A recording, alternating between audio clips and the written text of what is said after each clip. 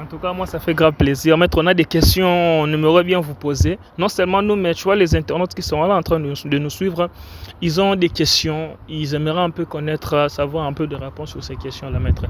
Alors, d'abord, maître, vous avez dit que vous avez fait pas mal de temps ici. Ça fait d'abord combien de temps que vous êtes ici?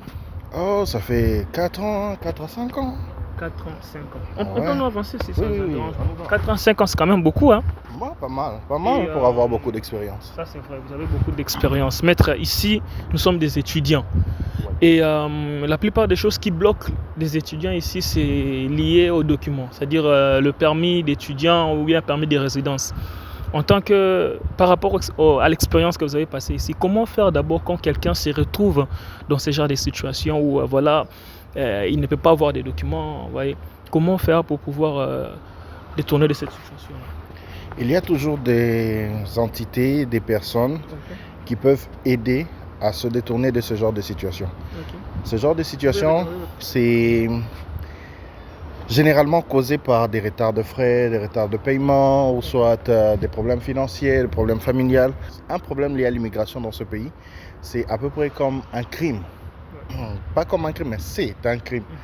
Alors, il faudrait le régler le plus vite possible. Et pour ne pas se retrouver dans ce genre de problème, il ne faudrait pas être négligent.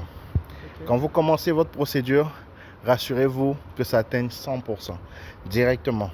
Pas quand vous avez 60%, vous attendez, je paierai les taxes plus tard. Parce qu'on ne sait jamais, vous pouvez tomber sur le manque des frais.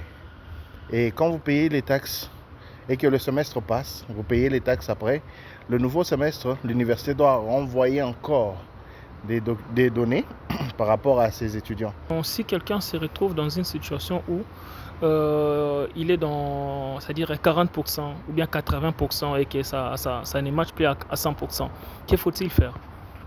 Déjà, dans les 40%, ça veut dire que la personne s'est déjà enregistrée et que maintenant, il doit aller se faire examiner. Dans les 80%, la personne a dépassé toutes les procédures et il ne reste plus que son permis soit complété.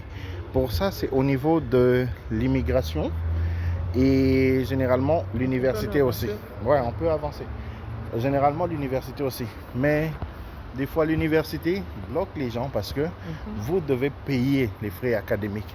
Vu que le visa en question, le student permit, c'est lié aux frais académiques. C'est lié à l'étude et à l'activité universitaire.